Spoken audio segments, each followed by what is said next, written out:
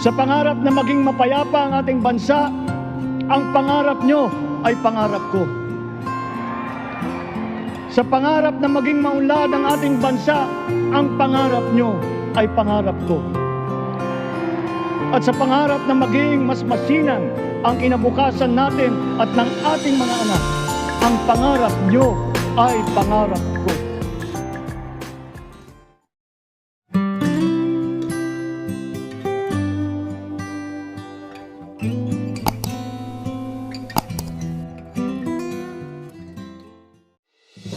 Sa naganap na pagtatalaga ng bagong presidente kani-kanina lamang, nasaksihan natin ang makasaysayang talumpati ng bago nating Pangulo, Ferdinand Romualdez Marcos Jr.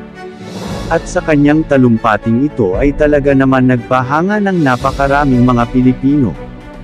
Hindi lang dahil sa wala siyang binabasang script habang nagsasalita, kundi dahil napakaganda ng nilalaman ng kanyang mga sinasabi at talaga namang nakuha niya ang puso ng mga Pilipino.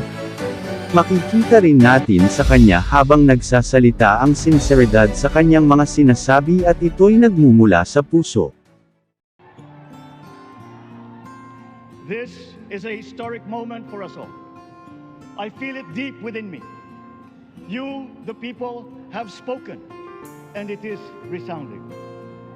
When my call for unity started to resonate with you, it did so because it echoed your yearnings, mirrored your sentiments, and expressed your hopes for family, for country, and for a better future. That is why it reverberated and amplified as it did, to deliver the biggest electoral mandate in the history of Philippine democracy.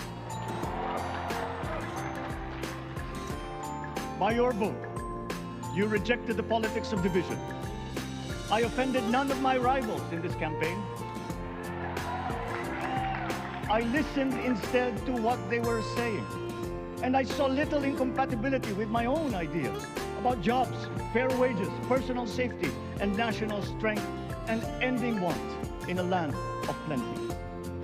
I believe that if we but focus on the work at hand and the work that will come to hand, we will go very far under my watch. You believe that too.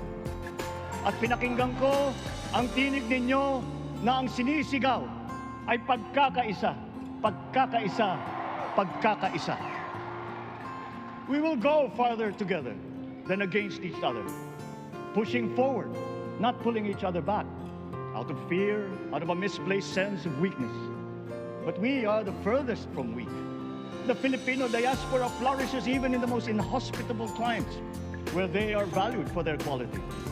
The changes we seek will benefit all and will shortchange no one. I was not the instrument of change. You were that. You made it happen. I am now. You picked me to be your servant, to enable changes to benefit all. I fully understand the gravity of the responsibility that you put on my shoulders. I do not take it lightly, but I am ready for the task. I will need your help. I want to rely on it.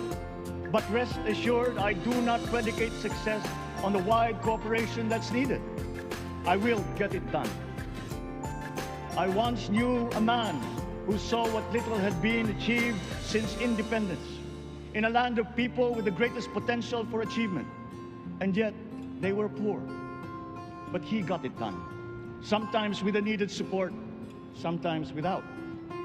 So will it be with his son.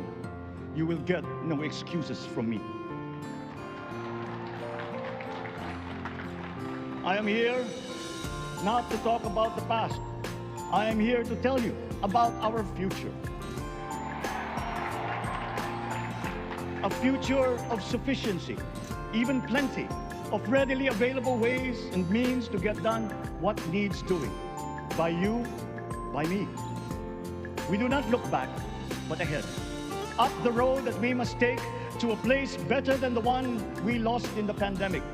Gains made and lost, opportunities missed. Kung ating panunuurin ang mga talumpati noon ng dating Pangulong Ferdinand Marcos ang ama ni BBM, makikita natin na tila parang siya rin ang nagsasalita ngayon.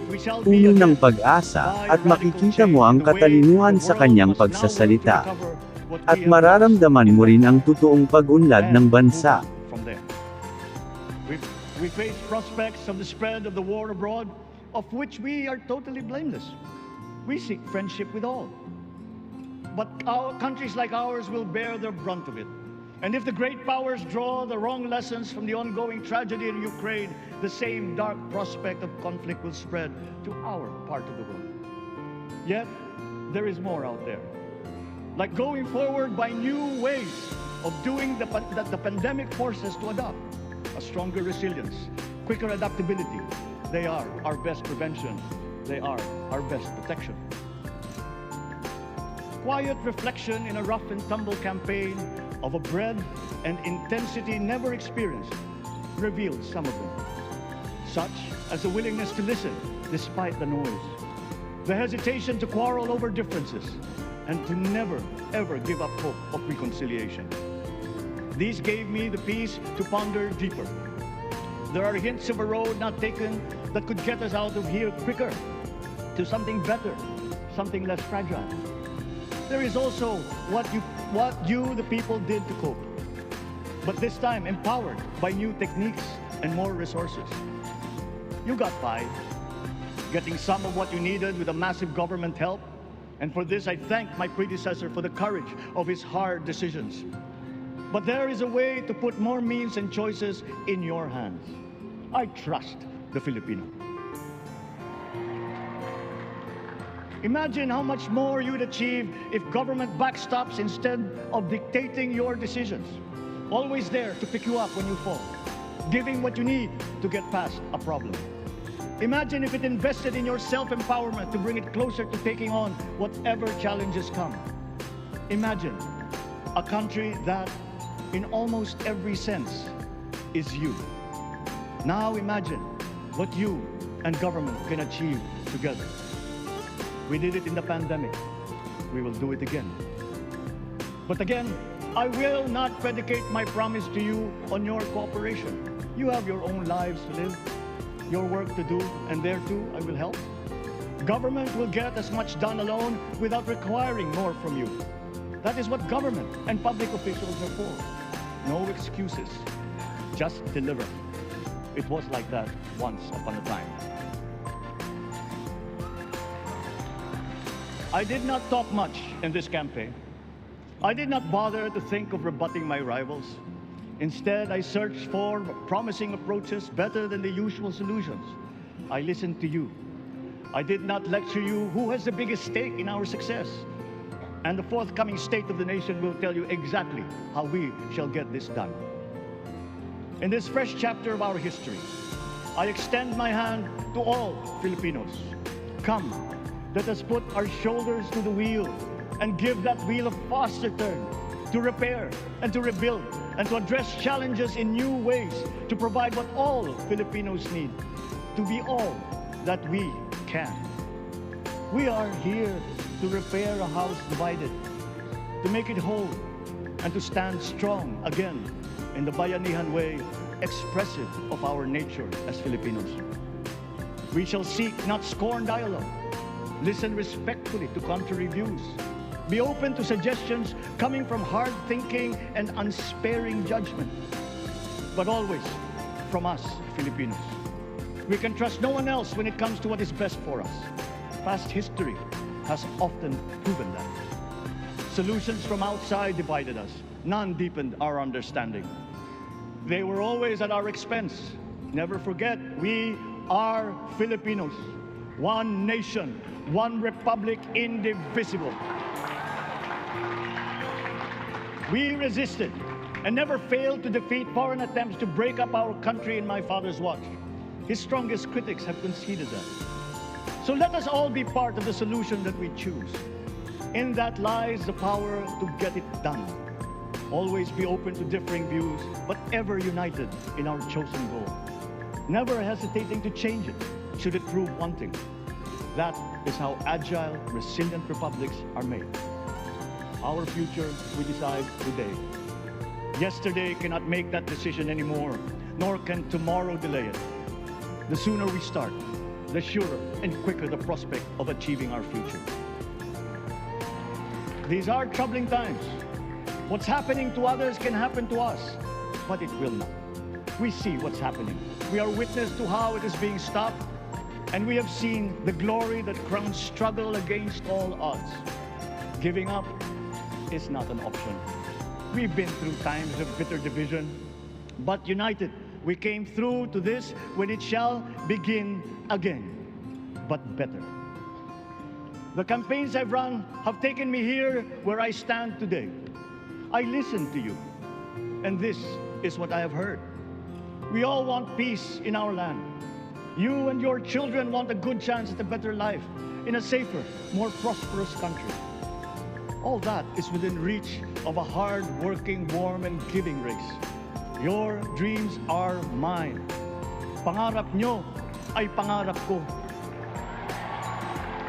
How can we make them come true? How can we do it together? But I will take it as far as anyone with the same faith and commitment can, as if it depended entirely on himself. Sa pangarap na maging mapayapa ang ating bansa, ang pangarap nyo ay pangarap ko. Sa pangarap na maging maunlad ang ating bansa, ang pangarap nyo ay pangarap ko. At sa pangarap na maging mas masinang ang kinabukasan natin at ng ating mga anak, ang pangarap nyo ay pangarap ko. Grabe talaga itong speech ni BBM, nakakapangilabot, ramdam ko talaga na gusto niyang mapaunlad at mabigyan ng magandang kinabukasan ang bansang Pilipinas. Go BBM! Good and bad. It doesn't matter. No looking back in anger or nostalgia. In the road ahead, the immediate months will be rough, but I will walk that road with you. The pandemic ravaged bigger economies than ours. The virus is not the only thing to blame. What had been well built was torn down. We will build it back better. The role of agriculture cries for the urgent attention that its neglect and misdirection now demands. Food self-sufficiency has been the key promise of every administration. None but one delivered. There were inherent defects in the old ways and in recent ways too. The trade policy of competitive advantage made the case that when it comes to food sufficiency, a country should not produce, but import what other countries make more of and sell cheapest. Then came Ukraine. The most vulnerable when it comes to food are the countries furthest away from the conflict, those bearing no blame for provoking it. Yet they face the biggest risk of starvation. If financial aid is poured into them, though it never is, there is nothing to buy. Food is not just a trade commodity. Without it, people weaken and die. Societies come apart. It is more than a livelihood. It is an existential imperative and a moral one. An agriculture damaged and diminished by unfair competition will have a harder time, or will have no prospects at all of recovery. Food sufficiency must get the preferential treatment the richest free trade countries always gave their agricultural sectors. Their policy boils down to don't do as we do. Do what we tell you to. I am giving that policy the most serious thought if it doesn't change or make more allowances for emergencies with long-term effects. There is a parallel problem in our energy supply. Sufficient fossil fuel-free technology for whole economies has yet to be invented. And it is not seriously tried by rich countries. Again, consider the response of the richest countries to the war in Ukraine. But surely, a free world awash with oil can assure supplies. Or we will find a way. We are not far from oil and gas reserves that have already been developed. What we teach in our schools, the materials used must be rethought. I am not talking about history. I am talking about the basics, the sciences, sharpening theoretical aptitude and imparting vocational skills, such as in the German example, alongside the national language with equal emphasis and facility in a global language, which we had and lost. Let us give OFWs all the advantages we can for them to survive and to thrive. Our teachers from elementary up are heroes fighting ignorance with poor paper weapons. We are condemning the future of our race to menial occupations abroad. Then they are exploited by traffickers. Once we had an education system that prepared coming generations for more and better jobs. There is hope for a comeback. Vice President and soon-to-be Secretary of Education, Sara Duterte Carpio, will fit that mission to a T. We won't be caught unprepared, under-equipped, and understaffed to fight the next pandemic. To start with, we never got over the pandemic of poor, if any, free public health. The last major upgrade of a public health system, exemplified by the resources poured into PGH, predates the current shambles by 3 generations. Our nurses are the best in the world. They acquitted themselves with the highest distinction abroad, having suffered even the highest casualties. With the same exemplary dedication at home, they just got by.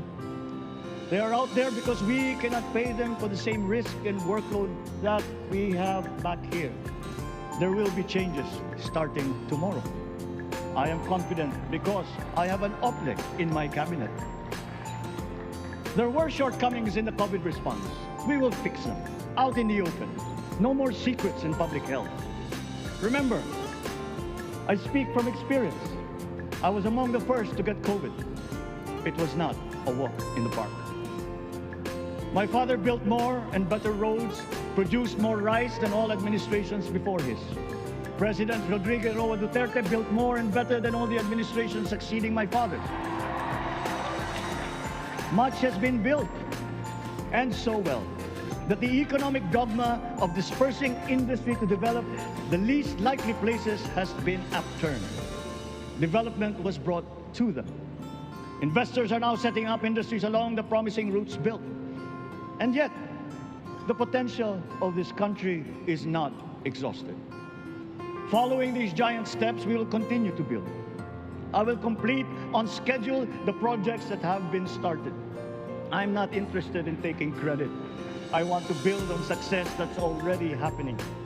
We will be presenting the public with a comprehensive infrastructure plan. 6 years could be just about enough time. No part of our country will be neglected. Progress will be made wherever there are Filipinos, so no investment is wasted.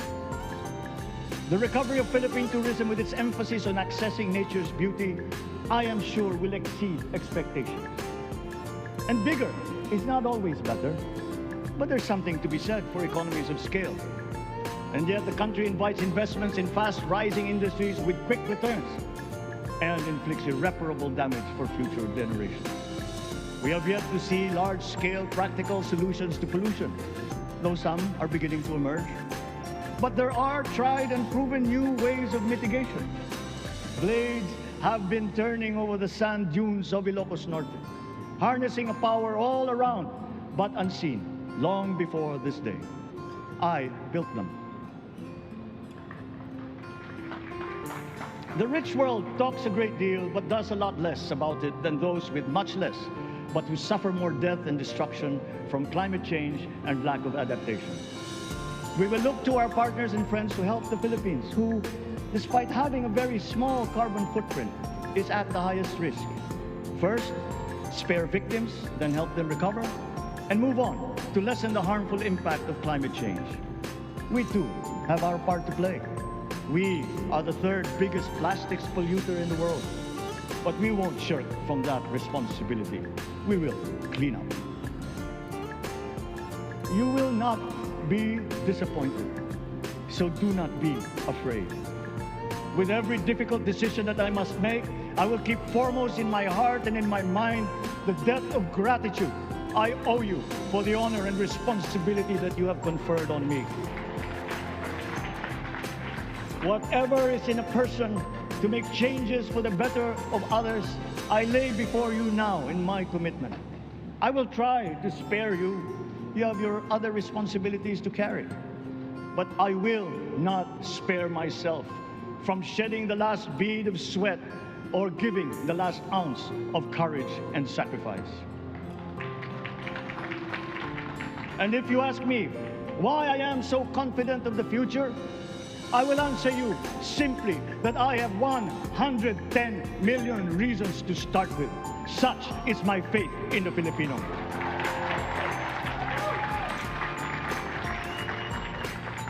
believe, have hope. The sun also rises like it did today and as it will tomorrow. And as surely as that, we will achieve the country all Filipinos deserve. God bless the Philippines. God bless our work. Maraming salamat po sa inyong lahat. Mabuhay ang Pilipinas. Magandang tanghali po.